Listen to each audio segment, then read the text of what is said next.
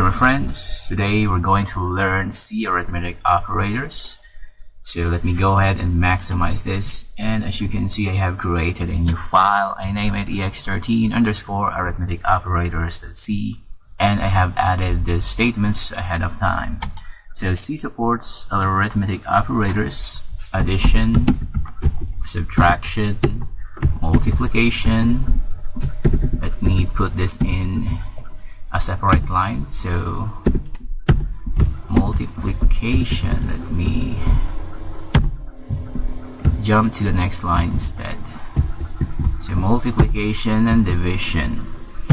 Operators are often used to form a numeric expression, such as, for example, 10 plus 6. So in this case, it contains two operands and the addition operator. So this is an expression. Numeric expressions are often used in assignment statements. So let me just delete these lines because I'm going to give you an example. So in this example, I have added these lines. So I put an int variable. The identifier name is length, and I assign 10, the value 10 to the length, and then width 5, and then the area. So area doesn't have a value, so we can add additional lines in here to compute the area of, let me just type this in real quick. So area, I'm going to compute the area by using the length and the width multiplied by the width to get the area, and then displaying it on the screen using the printf function. And here's how you do it. So we can customize this by putting some text. So this is the area. So let's try running this by right-clicking and compile and run. So the area is 50. So, which is correct, since we multiply the length multiplied by the width. So 10 times 5 is 50. So next is division. C has two division operators, the slash and the percent. So the division operator, this one, let's start with the division. The division operator performs differently depending on the data types of the operands. When both operands are int data types, integer division, also called truncated division, removes any remainder to result in an integer. When one or both operands are real numbers, float or double, the result is a real number. The percent sign,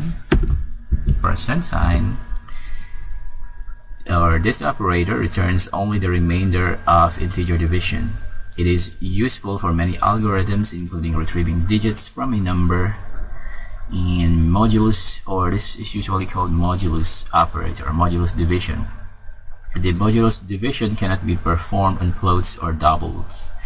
So I'm going to give you an example. Let me remove all of this and start all over again.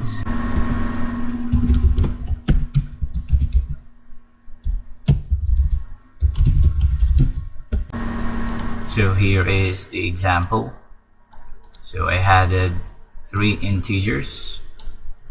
So x1, x2, quotient, remainder, and then floats, f1, f2, and results. And here, and in this line, we divide x1 divided by x2, and then the result will be stored on this variable quotient. The same goes with this line. So x1, then the mod operator. So the remainder will be stored on this variable remainder, and then we divide again f1 and f2. The result will be stored on this variable result. So let me go ahead and run this by compiling and running the program. Okay. Oops. Alright, so we we did not specify the output. So we can put a printf function to display the result. So I forgot to include the printf function to display the result. So let's just add this real quick.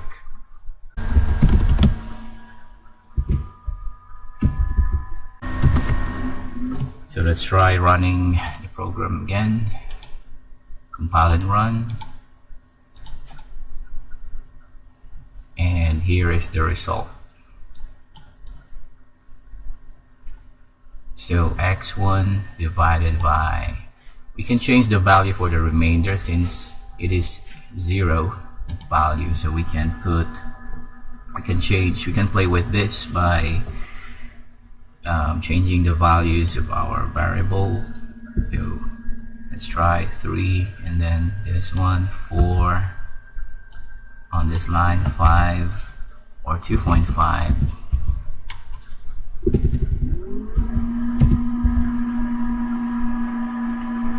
I think that's it. So we can try running the program again. So let's compile and run,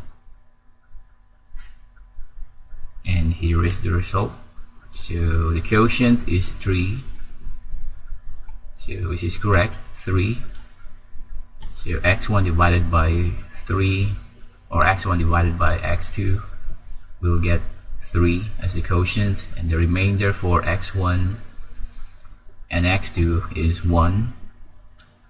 And for the result, f1 divided by f2, we get a variable or floating result. It's because we assign it as a floating point, a variable. So that's how you use it.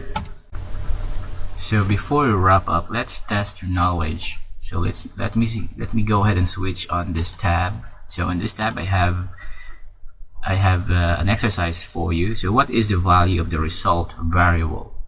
So as you can see, we have created these variables, and then we compute the results. So what do you think is the result of A and B?